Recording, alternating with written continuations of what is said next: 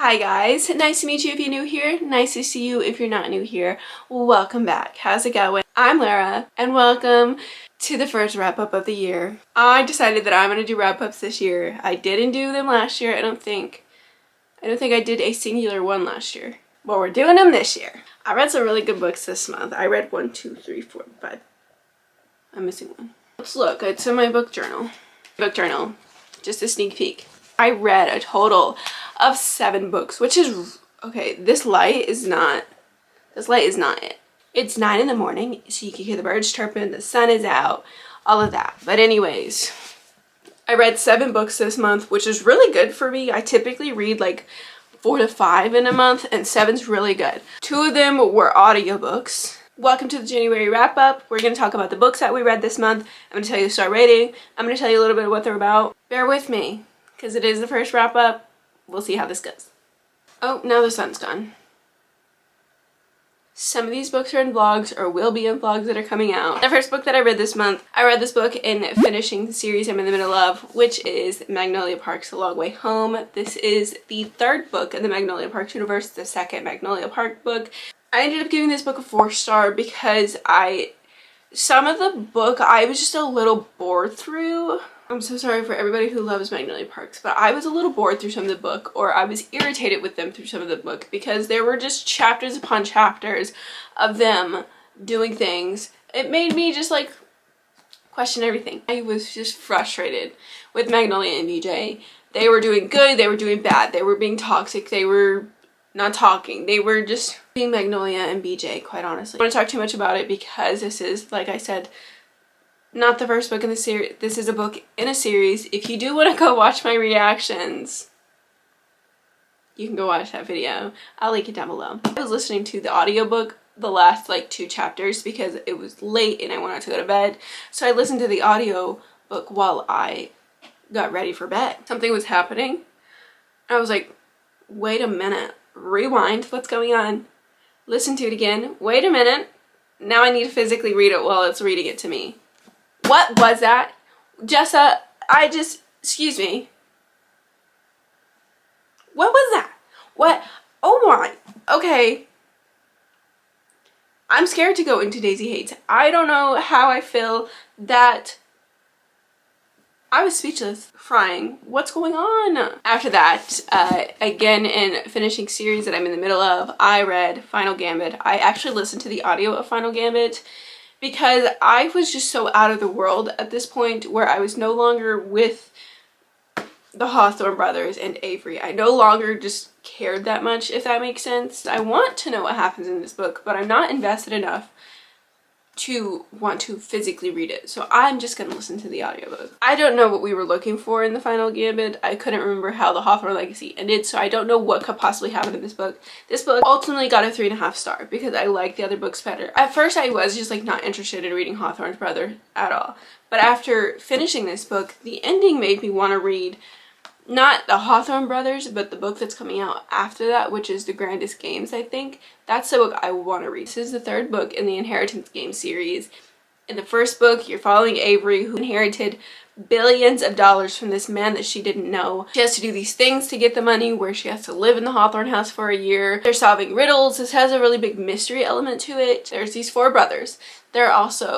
They grew up with this old man. They grew up with their grandpa who does all of these riddles and mystery games for them. And they live in this mansion where there's a bunch of passages that you have to find. And she is about to inherit all of her money. She has a couple weeks left, and then something is happening in Hawthorne House that could mess up the plan to get all of her money. It was still interesting, but I couldn't really tell you exactly what happened in this book.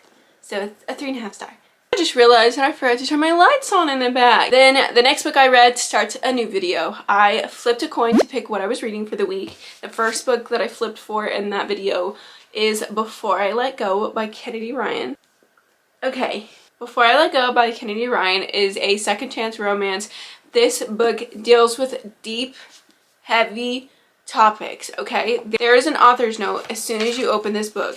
And it tells you things that this book has in it, things that you should look out for. Maybe this book isn't for everybody. Before I Let Go is about Yasmin and Josiah, who loved each other. They went through this really hard patch in their life and they ultimately got divorced. They have kids, they live not far from each other, they own a business together. So they're co-parenting, they're living amongst each other, they're just no longer together. Yasmin, she had the hardest time with what she was going through in her life. She had a really hard time. Not to say they both didn't, because they both equally went through something, but Yasmin took it the hardest, or visibly showed how hard she took it. Where we're at now, Yasmin is doing so much better. She's found joy in her life. She has these beautiful friendships. She's still having a hard time, but she goes to therapy. She found a spark again. She's doing these things with her friends. They're healing. They're doing so much better. Will they find themselves with each other again? How will it go? Can they get past this hard time that they still are going through or not? It was a beautiful book. Beautiful things happened in this book. Beautiful quotes. I ultimately gave this book a 4.5 star. I did really enjoy it. Again, it's in a video if you want to watch reactions or me talk about it more in depth. My battery died. Again, in that same video, flipping a coin to find my next read, I read As Good as Dead by Holly Jackson.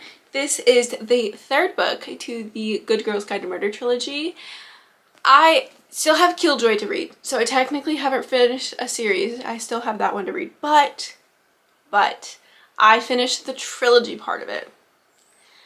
This book, I gave a 4-star to. The whole series is a 5-star series. That series is so good. A Good Girl's Guide to Murder is my favorite book.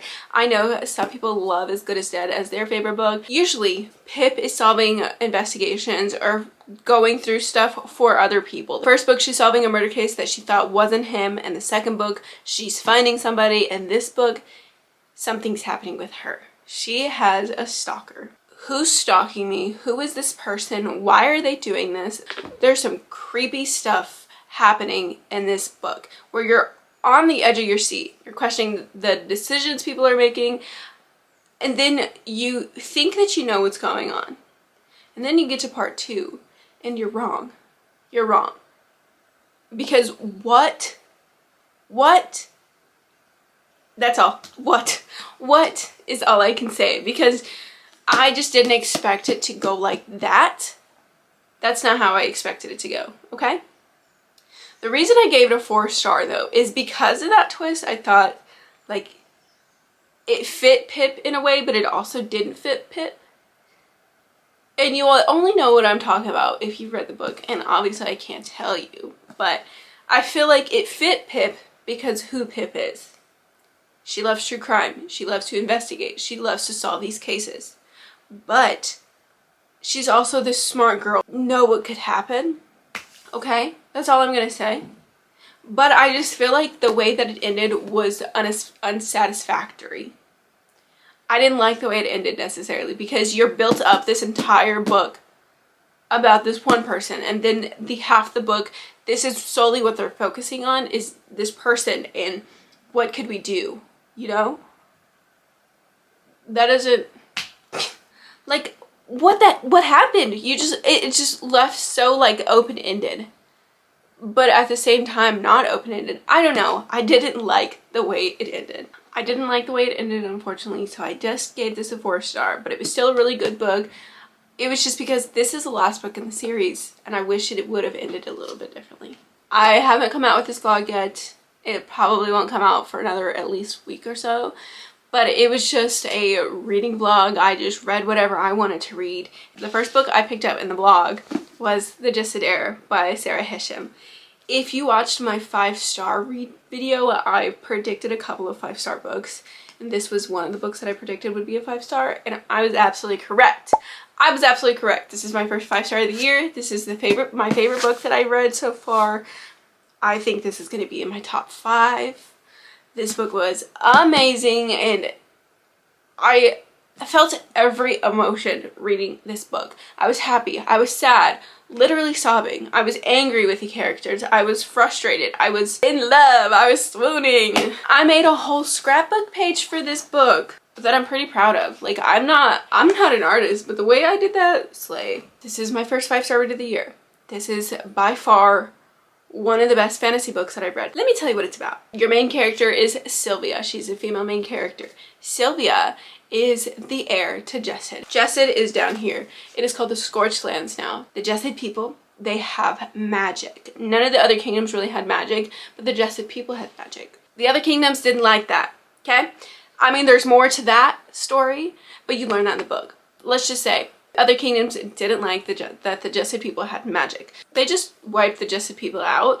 The royal family, they killed the royal family. And part of that royal family was Sylvia. Sylvia was the heir to the Justad crown. Fast forward quite a few years. Anybody who is from Justad, they kind of just fled the area. That the scorched lands are no longer a thing. Okay, they fled that area. They're living in other places and other kingdoms and other villages. They're not there anymore. But they're hiding that they have magic. They don't show that they have magic. They are regular people. If these kingdoms or anyone claims that you're of Justad magic, they take you to the trials, but most people don't make it to the trials. They usually just take you out. One day she just runs into the heir of Nizal. This is important because the Nizal kingdom had a lot to do with the Justad kingdom being wiped out. She accidentally reveals her magic to him, and he's like, what do you know? You are a Justad person. But instead of taking her to the trials, he makes a deal with her. In exchange for her freedom, she's gonna do something for him. That's kind of how it goes. I don't want to tell you too much because this book is just so amazing. I annotated this book so much. I think this is probably my most annotated book ever. I'm swooning in this book. I'm angry in this book. I'm giggling. They are literally threatening each other and I'm like, hee hee, they love each other. They don't. Literally the biggest enemies. And I'm like, hee hee. The Scorched Kingdom is rising and it needs a queen. I love this book. It is very political. If you like to read fantasy, but you don't want to read like political fantasy, this is not about romance whatsoever. There is a little bit of romance in here, but that's not what this book is about. But it was amazing and I loved it and it was a 5-star. Then in that same video, I think every single one of these books are in videos.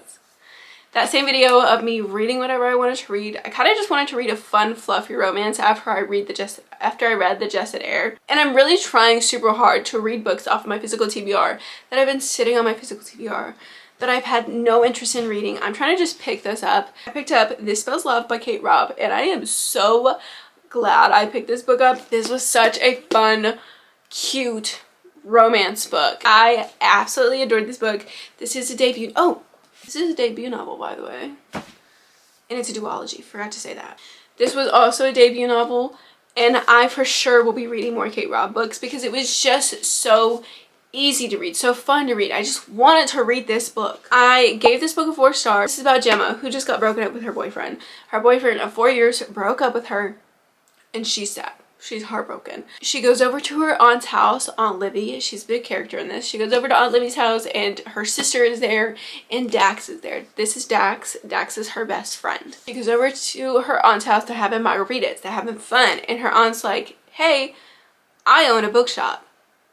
I just got this cool donated book today. We should go look at it.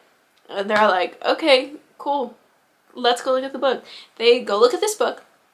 It's a spell book. This book's not about witches. This is not a magical book, but it's a spell book. And they're like, haha, how funny would it be if we just did this spell? It's to get rid of the memory of her ex-boyfriend. She just wants to forget about him because she's so sad. So they perform this little funny spell. They're like, ha, part of the spell is she has to kiss a boy. And Dax is the closest boy. The next morning she wakes up, she's not in her bed. She's in somebody else's bed. She's not even in her own world. She's in this like alternate universe where she's still her, everybody is still them. The past 4 years of her life were not how she lived them. She wasn't best friends with Dax. She didn't have this boyfriend. So she goes to see Dax and Dax does not know who Gemma is. And that's where you start off. Dax doesn't know her. Gemma is in an alternate universe. This is such a cute book. I had so much fun reading it. If you just want like a fun, fluffy, cute romance, you're smiling, you're just having fun, pick up This Spells Love by Kate Robb. I promise you won't regret it. I probably shouldn't promise anything. What if you don't like it? I like this book, and that's all that matters. I gave this book a 4-star. I enjoyed it, and I think it was just a good book to pick up after I read the Justad Heir because the Justad Heir just took so much brain power. The last book I read this month was Happy Place by Emily Henry, but I did listen to the audiobook. I was initially going to read this book, but then I just didn't feel like reading it because I was picking it up right after I read Before I Let Go.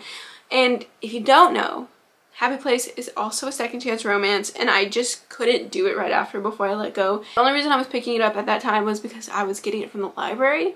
So instead, I decided to listen to it, and then I ran out of hours. So it took a couple of weeks to actually listen to.